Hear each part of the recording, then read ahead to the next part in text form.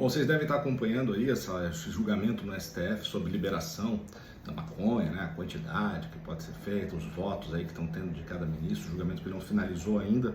E ontem mesmo também apareceram notícias de que algo semelhante, aí talvez por via de legislação, não sei bem ao certo, estaria sendo feito na Alemanha, né, em relação à maconha, como já foi feito em outros países, aí, até em alguns estados americanos.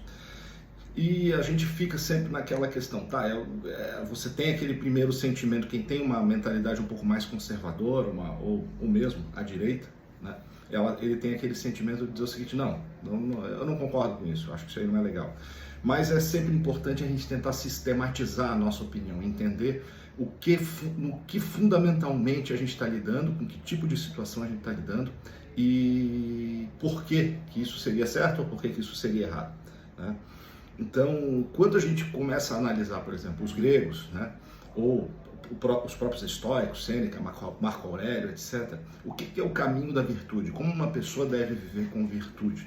Para os gregos, é você ter uma vida equilibrada entre os extremos, né? Então, eu nem vou ser apático ao extremo, eu também não vou ser maluco, né, temerário ao extremo, eu vou ter um comportamento equilibrado na sociedade.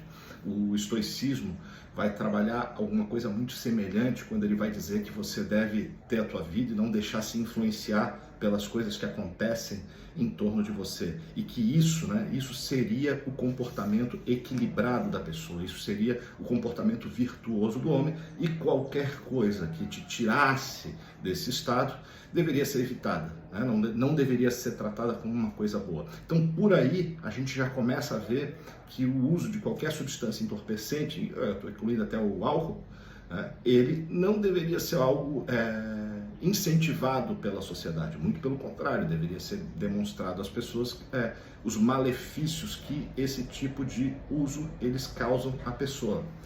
E só que quando eu junto isso com a questão da liberdade, a coisa ganha um outro contorno ainda um pouco mais interessante. Veja, quando eu falo em liberdade em relação ao Estado, eu espero que o Estado faça o quê? Eu espero que o Estado me deixe viver a minha vida, que ele não crie normas, né?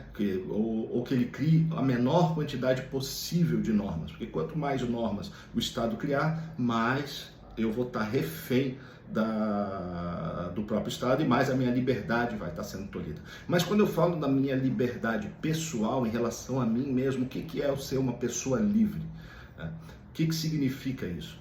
Eu posso ser escravo do quê? Eu posso ser escravo dos meus desejos, né? Então, tudo que eu tenho em relação a desejos são situações que podem me escravizar. E aí a gente coloca a própria libido, a própria gula, a própria ganância. Todas essas situações, elas me tornam escravo. Então, no final das contas, eu ser livre é o quê? Ser livre é eu não fazer o que eu quero fazer. Eu não fazer o meu desejo, eu não ser movido pelo meu desejo. Se eu gosto de beber cerveja, eu fico bebendo cerveja o dia inteiro, eu não sou livre. Eu virei escravo da minha cerveja.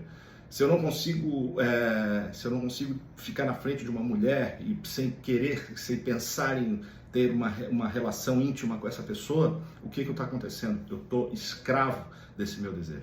Então, justamente quando a tua liberdade não é você fazer o que você quer. Isso é uma coisa que está muito enganada na cabeça das pessoas. A nossa liberdade é justamente o oposto. É o não fazer. Eu conseguir conscientemente parar na frente de um buffet com alimentos deliciosos e dizer o seguinte, não, eu vou comer só essa pequena quantidade de comida aqui, que isso vai me satisfazer. Isso eu estou exercendo, eu estou sendo efetivamente livre. Aquilo que o Raul Seixas coloca na música, que ele tira lá do Aleister Crowley, né? Faz o que tu queres, pois é tudo da lei, né? Aquela coisa da religião telêmica, aquela maluquice lá. Na verdade, isso te torna um escravo. Escravo do quê? Escravo dos teus desejos. E a gente tem que fugir disso. E o uso de droga, o uso de qualquer substância entorpecente, qualquer uma, estou falando de álcool, estou falando de maconha, de cocaína, estou falando até do consumo de alimentos de forma exacerbada, o entesouramento, né? A gula, isso faz você ser escravo dos seus desejos. Então ele te cria uma ilusão de que você é livre, quando na verdade você não é.